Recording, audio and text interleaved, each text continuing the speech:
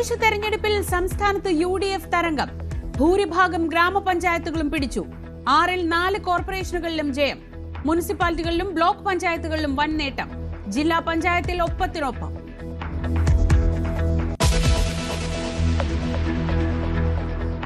കനത്ത തിരിച്ചടിയിൽ ഞെട്ടി CPM. LDFന് Kozhikode corporation മാത്രം. മുനിസിപ്പാലിറ്റികളിലും ഗ്രാമപഞ്ചായത്തുകളിലും തളർച്ച. ശക്തി കേന്ദ്രങ്ങളിൽ പോലും വോട്ട് ചോർന്നു. അപ്രതീക്ഷിത പരാജയമെന്ന് MV ഗോവിന്ദൻ. വിശദാംശങ്ങൾ പരിശോധിച്ച് ആവശ്യമായ തിരുത്തലുകൾ വരുത്തണം എന്ന് തന്നെയാണ് പാർട്ടി കാണുന്നത്.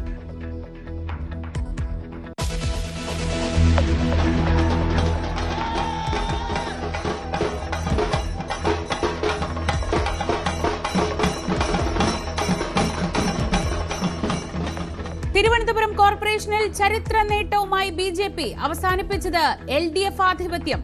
ഗ്രാമപഞ്ചായത്തുകളിലും മുനിസിപ്പാലിറ്റികളിലും സീറ്റെണ്ണം വർദ്ധിപ്പിച്ച BJP. പന്തളം നഗരസഭാ ഭരണം നഷ്ടമായി. തിരുവനന്തപുരത്തിന് നന്ദി പറഞ്ഞ് നരേന്ദ്രമോദി.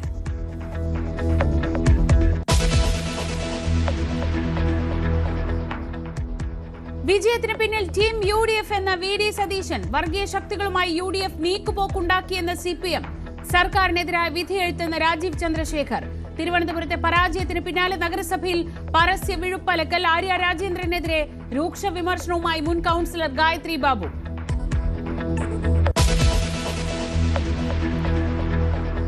തിരുവനന്തപുരം കോർപ്പറേഷനിൽ മുൻ DGP R ശ്രീലേഖയ്ക്കും KS ശബരിനാഥനും ജയം. മുട്ടടയിൽ വൈഷ്ണ സുരേഷിന് അട്ടിമറി ജയം. അടാട്ട് പഞ്ചായത്തിൽ ജയിച്ച അനിൽ അക്കര.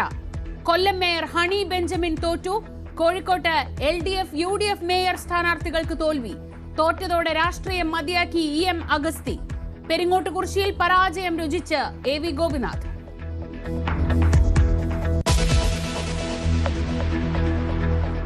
തെരഞ്ഞെടുപ്പ് ഫലം വന്നതിന് പിന്നാലെ പലയിടത്തും സംഘർഷം.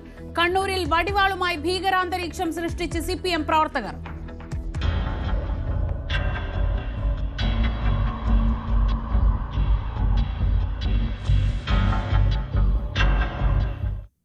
കാസർഗോഡ് ചെറുവത്തൂരിൽ CPM ലീഗ് ഏറ്റുമുട്ടൽ. ഇടുക്കി നെടുങ്കണ്ടത്ത് കോൺഗ്രസ് പ്രവർത്തകർക്ക് മർദ്ദനം.